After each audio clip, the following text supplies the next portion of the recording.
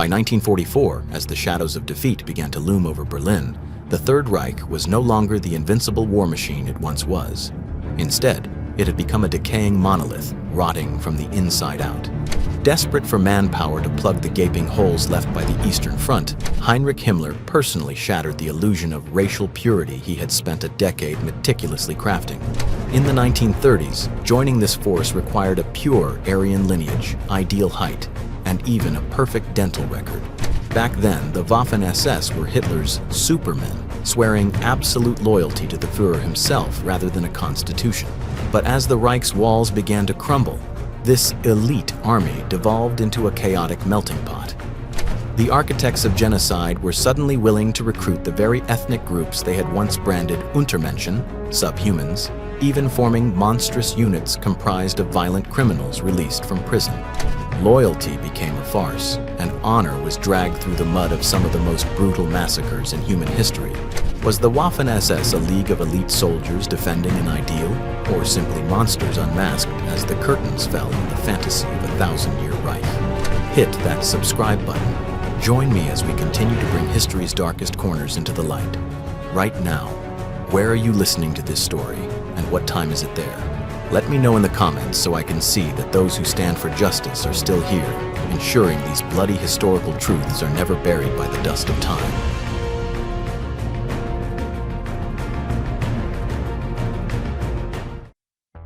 In 1923, Germany was little more than a pile of ash in the wake of World War I. Hyperinflation had made currency cheaper than toilet paper, leaving the population in a state of constant panic and despair. Amidst this chaos, Hitler, then just a silver-tongued agitator leading the rising Nazi party, realized that to survive these turbulent times, he needed vicious dogs to guard his house. He didn't trust the regular army, he didn't even trust the Sturmabteilung, the SA, viewing them as a rowdy, undisciplined mob of street brawlers. What Hitler craved was something more refined, an elite force of absolute loyalty, men ready to die without ever asking why. Thus, the Stabswacht, staff guard, was born. Initially, it consisted of a mere 20 to 30 men who swore a blood oath to Hitler personally, rather than to Germany or any damn constitution. By 1925, this group was renamed the Schutzstaffel, or by the chilling abbreviation that would eventually strike terror into the hearts of millions, the SS. At first, the SS was just a faint shadow compared to the clumsy elephant that was the SA. But under the molding hands of Hitler and later Heinrich Himmler, a man who started out as a simple poultry farmer, the SS was engineered to become a silent but deadly wolf pack. If Hitler was the soul of the Third Reich, Himmler was the one who breathed a demonic spirit into the SS. By the time Hitler seized power in 1933, the SS had swelled to thousands. That March, Sepp Dietrich, Hitler's trusted bodyguard, hand-picked 120 elite SS men to form the Sonderkommando Berlin. Within months, that number skyrocketed to 800. During a commemorative ceremony in Munich, they swore a blood oath of eternal loyalty to Hitler. This unit would later bear the arrogant title Leibstandarte SS Adolf Hitler, LSSAH. However, one major obstacle stood in the way of Hitler and the SS, Ernst Röhm, and his 3 million-strong SA army. Hitler grew increasingly paranoid of Röhm's expanding influence. And so, on the night of June 30th, 1934, a night history remembers with horror as the Night of the Long Knives, the purge began. Imagine the scene.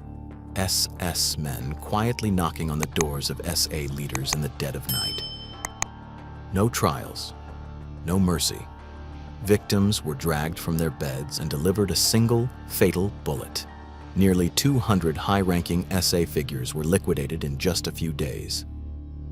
It was a cold, definitive statement that the SS was Hitler's sharpest and most brutal blade. Following that night, the SS formally broke away from the SA, becoming an independent organization answerable only to Hitler. Himmler didn't want ordinary soldiers, he wanted biological machines. He turned recruitment into a twisted anthropological exhibition. The standards for joining the SS were bordering on the insane. First, you needed a clean genealogy, proving pure Aryan blood back to 1800. You had to be unmarried and have no criminal record. Your physique had to be perfect, at least 1.74 meters tall, 20/20 vision, and not a single cavity in your teeth. Beyond that, the discipline was ironclad. An SS soldier had to be ready to commit suicide if the Führer demanded it. The slogan on their belt buckles read, "Meine Ehre heißt Treue." My honor is loyalty. While Himmler was busy measuring skulls for recruitment, Paul Hauser, the father of the Waffen SS, focused on breaking human nature. Hauser designed brutal physical drills, forcing trainees to dig trenches under live fire to erase their fear of death. At officer schools like Bad Tölz or the SS Junker schools, they didn't just learn to shoot, they were brainwashed with radical Nazi ideology and virulent anti-Semitism. They were taught that the enemy was subhuman and that compassion was garbage. This was the darkest turning point. Germany's healthiest young men were corrupted, transformed into perfect, remorseless killing tools who were as tactically skilled as they were fanatical. The SS stripped these young men of their humanity. They took healthy boys and turned them into biological machines, ready to kill with faces as cold as hard cash. From the foundations of the LSSAH and the SS-Verfügungstruppe, the precursors to the Waffen-SS, Himmler began to expand his empire. He established the Totenkopfverbände, the Death's Head units. These men were originally concentration camp guards, seasoned in the arts of torture and murder. By 1939, before the first shots were fired in Poland, the Waffen-SS had taken shape with corps divisions like Das Reich and Totenkopf. By this point, the Waffen-SS wasn't just an army, it was a state within a state. It controlled everything from the police and intelligence to weapons manufacturing. The core members of these divisions didn't come from training grounds. They came from concentration camps like Dachau. They were guards who had grown accustomed to brutality, torture, and the total devaluation of human life. When these men donned their combat uniforms, they brought the full cruelty of a prison guard to the battlefield. This wasn't an army, it was a heavily armed syndicate of assassins. By 1939, the shadow of the SS had completely engulfed Germany. They wore the most stylish uniforms designed by Hugo Boss and carried the most advanced weaponry. But inside, they possessed a haunting moral vacuum. Can you feel the suffocation intensifying? From a group of bouncers lurking in the corners of beer halls, the SS crawled upward like a toxic parasite, draining the blood of an entire nation to grow strong. Its brutality didn't stem from chaos, but from a terrifyingly rigid discipline. We are witnessing the systematic stripping away of the human to be replaced by a fanatical faith. By 1939, the seasoned generals of the Wehrmacht, the regular German army, looked upon the SS with utter contempt. They mockingly dubbed these men in their flashy black uniforms and polished leather boots, "ASPHALT Soldaten," asphalt soldiers. The implication: these were parade ground troops, good for looking sharp on city streets, but a liability on the battlefield. But those old generals were wrong, a fatal mistake. As the first shots rang out on the Polish border, the world didn't just witness a new kind of war, it witnessed the birth of a new breed of warrior. These were men who viewed war crimes as a tactical necessity and compassion as a disease to be eradicated. In September 1939, tank treads crushed the Polish frontier. The SSVT, precursor to the Waffen-SS, and the Leibstandarte Regiment charged into their first major conflict. They rode in with an insufferable arrogance, fueled by racial indoctrination that convinced them they were supermen. However, reality hit them like a bucket of ice water. Due to their suicidal recklessness and lack of tactical experience compared to the regular army, SS units were battered. Their casualty rates were several times higher than those of the standard infantry. Yet, it was in this very humiliation that the demonic nature of the SS emerged. Unable to win through military finesse, they won through sheer savagery.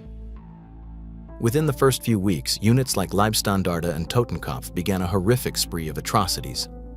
In Polish villages, SS troops carried out their first massacres of civilians, targeting Jews in particular, with mass executions, arson, and indiscriminate gunfire. It was their way of venting the frustrations of losers on the battlefield. They lacked tactical brilliance, but they held the power of life and death over the defenseless. Instead of directing their energy toward combat, They focused on terrorizing civilians, seizing crops and livestock, and systematically murdering political leaders, nobles, businessmen, priests, intellectuals, and Polish Jews. This brutality wasn't a lapse in judgment. It was their identity. It was as if they wanted to prove they could die more readily and commit acts more horrific than any regular soldier. It was a declaration of the organization's criminal soul from the very starting line. By 1940, as Nazi boots marched through France and the Low Countries, the Waffen SS began its metamorphosis. No longer the clumsy amateurs of Poland, they had grown hardened and even more fanatical. Despite heavy losses, they pushed forward with a manic intensity, often becoming the furthest advancing German units. This performance earned Hitler's public praise, and he quickly transformed the Waffen-SS into an independent, ambitious, and increasingly dangerous military branch. Their title as an army of criminals was officially sealed in the blood of prisoners of war. Take, for instance, the small French village of Le Paradis. Here, the Totenkopf, Death's Head Division, comprised of former concentration camp guards, clashed with British forces. When nearly 100 British soldiers surrendered and laid down their arms, international law dictated they be protected. But to the SS, laws were for the weak. Commander Fritz Knöchlein ordered his men to mow down the disarmed soldiers with machine guns. Anyone still twitching was finished off with bayonets.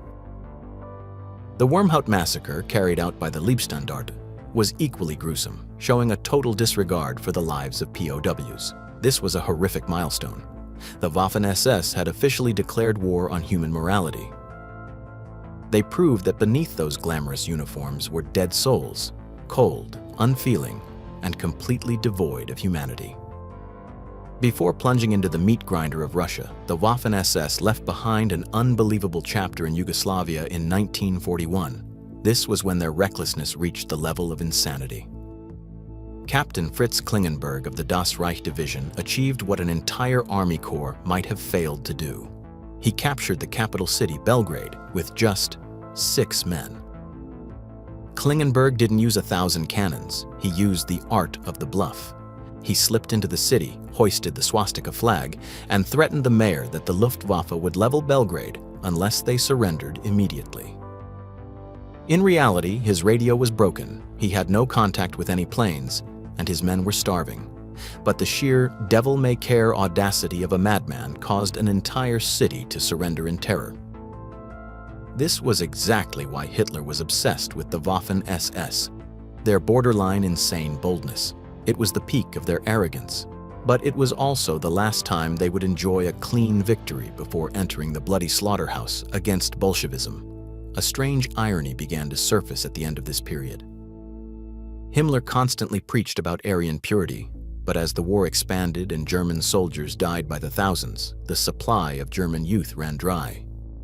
Consequently, the organization that worshipped pure blood began opening its doors to everyone. They recruited youth from Denmark, Norway, the Netherlands, and eventually even ethnic groups they had previously deemed inferior. The Waffen-SS slowly morphed into a multinational melting pot, held together only by cruelty and blind loyalty to a deranged ideal. At this stage, we aren't just seeing battles, we are seeing the total erasure of moral boundaries. The Waffen-SS established its status not through glorious military victories, but through the sheer terror and recklessness of men who had nothing left to lose, not even their humanity. They became Hitler's favorites because they dared to do the filthy work that regular army generals hesitated to touch. They are living proof that when an army is armed to the teeth but stripped of its conscience, it becomes humanity's greatest disaster. In your opinion, what is truly more terrifying? An enemy with superior weapons, comment 1, or an enemy who has erased all moral boundaries, comment 9. By 1941, while Heinrich Himmler was still busy lecturing about noble Aryan blood in opulent castles, the reality of the Russian front was turning those so-called aristocrats into feral beasts. During this period, the Waffen-SS was like a masterwork sword dipped into a vat of sewage.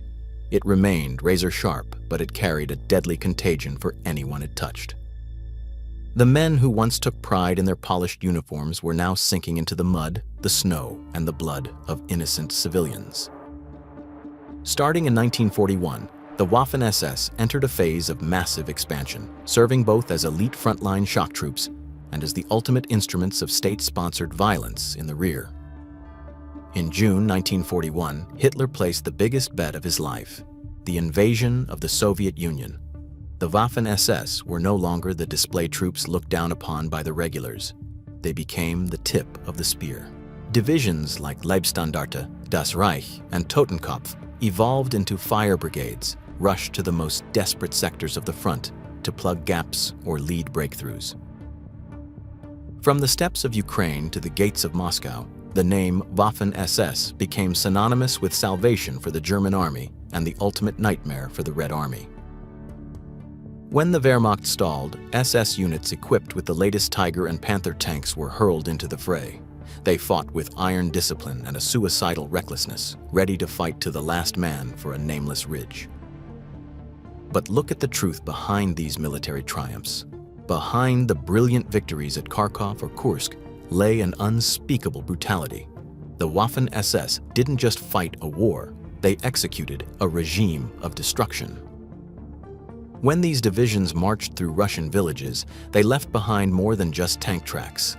They left charred ruins and bodies swaying from trees. Why? Because every SS soldier had been programmed with malware that viewed Slavs as Untermenschen, subhumans. To them, extermination wasn't a crime, it was cleansing living space for the Reich. SS cavalry and reconnaissance units worked hand in hand with the Einsatzgruppen, death squads, facilitating the massacre of tens of thousands of Jews and civilians behind the lines. On the Eastern Front, the line between soldier and murderer vanished entirely. There is a classic lie that SS veterans used after the war. We were just combat soldiers. The genocide was the work of the camp guards, Allgemeine SS. Don't let them fool you. Between 1941 and 1944, there was a chillingly seamless rotation of personnel between the front lines and the death camps. A soldier might be firing a machine gun at Russian tanks one month, and the next, Himmler would transfer him to guard the crematoriums at Auschwitz or Treblinka to harden his resolve. The hands of the Waffen-SS weren't just stained with the mud of the battlefield, they were soaked in the blood of millions of women and children. The Totenkopf division is the textbook example. Men who wore the skull emblem and carried out its promise of death with devotion on both fronts. As the war turned in 1943 and Germans died by the thousands at Stalingrad, the supply of pure Aryans evaporated. To fill the void, Himmler tossed his racial ideals into the trash. The organization that worshipped blood purity became a multinational melting pot of desperation. They recruited anyone who could hold a rifle: Balkan Muslims, Ukrainians, Latvians, and ethnic groups they had previously branded as human trash. The Waffen-SS became a Frankenstein's monster, stitched together from different corpses. They remained aggressive and brutal, but the original blood and soil ideology had turned into a dark comedy. When a man sworn to purity has to rely on those he calls inferior to survive, the empire is already rotting from within. The moral rock bottom was found in units that even other SS officers found revolting: the Durlwanger Division and the Kaminsky Brigade. Oskar Durlwanger was a pedophile and a chronic alcoholic who led a unit of convicted criminals, rapists, and psychopaths. Under his command, they didn't wage war, they committed demonic acts. During the Warsaw Uprising, they systematically murdered psychiatric patients and children, treating human life as a sick form of entertainment. They turned children into targets for their cruelty. At this point, the Waffen-SS were no longer soldiers, they had completely surrendered their humanity. Parallel to this was the 12th SS Division Hitlerjugend, a haunting paradox. Composed of 17-year-olds who were still being issued milk and candy because their bodies were still growing, these boys were so fanatically brainwashed that they became hollow-eyed killers. In Normandy, their ferocity terrified the Allies. Their legacy was permanently stained by the massacre of Canadian POWs at Ardennes Abbey, proof that compassion had been successfully scrubbed from these children's souls. By the end of 1943, the Waffen-SS was no longer a standard military force. It was a schizophrenic entity. On one hand, they were the most fearless warriors on the battlefield. On the other, they were the most cold-blooded butchers in history, a monster out of control, incinerating its last shred of morality. The greatest tragedy? Thousands of young men were sucked into this machine, stripped of their conscience and turned into the monstrosities of the age. When you teach a human being that killing is a noble duty, you create something far more dangerous than an atomic bomb. What do you think of a father who, in the final moments of his life, strips away the honor of his most loyal children? In March 1945, a frantic order was issued from Hitler's underground bunker, demanding that the elite SS Panzer divisions remove their unit cuff titles, the highest mark of honor for an SS soldier. Why? Simply because they had lost a battle in Hungary. In that moment, the final thread connecting Hitler to his demonic army snapped. Loyalty was no longer honor, it had curdled into a bitter betrayal. The year 1944 marked the maximum expansion of the Waffen-SS, but it also signaled its irreversible disintegration. On paper, the organization ballooned with new divisions filled by forced conscripts and foreign volunteers from Latvia and Estonia to Italy and Russia. In reality, many of these were merely undertrained brigades, hollowed out of any real fighting spirit. The Waffen-SS was sucked into a series of desperate defensive battles. On the Eastern Front, in the Korsun-Cherkasy pocket, the Viking Division was surrounded and suffered catastrophic losses. At Narva, Nordic and Baltic SS units turned the battlefield into the Verdun of the North. On the Western Front, following the Normandy landings, elite divisions like Leibstandarte and Hitlerjugend were crushed in the Falaise pocket, losing nearly all their tanks and manpower. Nazi Germany was now like a mortally wounded beast, lashing out with its final claws during the Ardennes offensive and the counterattack at Lake Balaton. But the supermen of 1941 were gone. Only exhausted, hollowed-out units remained. Even on the brink of collapse, the brutal essence of the Waffen-SS never wavered. They continued to sow terror across Europe, committing infamous massacres to reassert their presence. In France, the Das Reich Division slaughtered nearly 650 civilians, men, women, and children, at Oradour-sur-Glane. These cold-blooded killers murdered everyone in the village, including those just passing through. Men were herded into barns and sheds, shot in the legs, doused in gasoline, and burned alive. Women and children were crammed into a church and set ablaze. Those who tried to escape through the windows were mowed down by machine guns. Widespread looting followed the carnage. They repeated these horrors in Tula. In Poland, special units like Durlawanger and Rona crushed the Warsaw Uprising with a level of savagery that horrified even the SS leadership. During the Ardennes offensive, Piper's unit massacred American POWs at Malmedy, proving once again that to the SS, a prisoner was nothing more than an execution target. At Malmedy, roughly 120 American soldiers from the 285th Field Artillery Observation Battalion were captured and gathered in a field. Survivors recalled the Waffen-SS opening fire with machine guns without warning. In the ensuing panic, some tried to flee while others hit the dirt to play dead. At least 60 were killed instantly. Afterward, the SS moved through the field, kicking bodies and smashing heads with rifle butts. They delivered mercy shots to anyone suspected of being alive, bringing the final death toll to 84. By the end of 1944, the legacy of the Waffen-SS was tied more closely to mass graves than military glory. When an organization uses criminals as its core, it is no longer an army. It is a state-sponsored terrorist syndicate. When the Lake Balaton offensive failed, Hitler flew into a rage. He ordered Sepp Dietrich, his loyal comrade from the earliest days, to strip the honorary cuff titles from the LSSAH and Das Reich divisions. This was a lethal blow to their morale. Rumor has it that Dietrich, incensed, threw the order into a chamber pot. More poignantly, many battle-scarred SS soldiers reportedly sent their iron crosses back to Berlin in pots filled with blood and mud. Blind loyalty had transformed into utter contempt for the man they once worshipped. The final suffocating irony took place during the Battle of Berlin in 1945. While the regular German soldiers had long since laid down their arms, the last defenders of Hitler's bunker were French volunteers of the Charlemagne Division and Scandinavians from the Nordland Division. They didn't fight for Hitler. They fought because they had nowhere else to go. If they returned home, they faced the gallows for treason. They chose to die in the ruins of a country that wasn't theirs, protecting a leader who had already abandoned them. It was the ultimate, hollow tragedy of men who placed their faith in the wrong God. As Berlin burned, Heinrich Himmler, the former poultry farmer who never ceased preaching about a death with honor, was the first to scramble for an escape. He shaved his mustache and disguised himself as a common soldier, but his cowardice couldn't save him. He was eventually captured and took his own life with a cyanide capsule. The war ended, and the guns fell silent across the battlefields of Europe. But for the Waffen SS, a different kind of conflict had just begun: the flight from justice.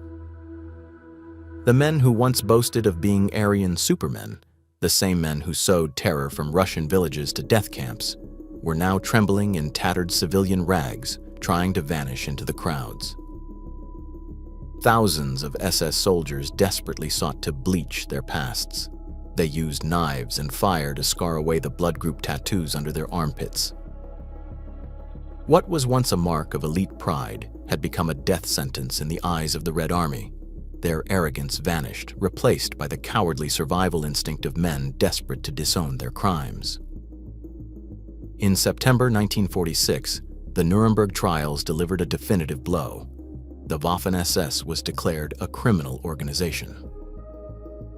The tribunal rejected the just following orders defense, affirming that anyone who wore the SS insignia was an integral part of a global killing machine, not merely a soldier. However, in the 1950s, as the shadow of the Cold War lengthened, former SS generals like Paul Hauser and Kurt Meyer pulled off a breathtaking pivot. They established HIAG, a highly organized network of SS veterans. Their goal was to manufacture a myth, the legend of soldiers like any other. They peddled the story that the Waffen-SS was an army of knights who did nothing but fight honorably on the front lines. They tried to dump the entire weight of the Holocaust onto the camp guards of the Allgemeine SS, as if the two branches had nothing to do with each other. But modern historians have since shattered the HIAG myth. The truth is inescapable. The Waffen-SS cannot be separated from the machinery of genocide. Despite their efforts to weave a tale of elite military prowess, the blood-soaked evidence from Oradour-sur-Glane, Malmedy, and the mass graves of the Soviet Union remains undeniable. But here is a twist that might leave you speechless. At the very same Nuremberg trials where Nazi leaders were being judged, the United States recruited former Waffen-SS soldiers to serve as guards. This was the 4-221 Guard Company, comprised of Estonian and Latvian SS veterans. The same men who once wore black uniforms adorned with death's heads were now wearing dyed black U.S. Army uniforms, donning American helmets and clutching American rifles. They stood guard over the very war criminals they once served, like Hermann Göring and Rudolf Hess. It was a surreal, dark irony of history.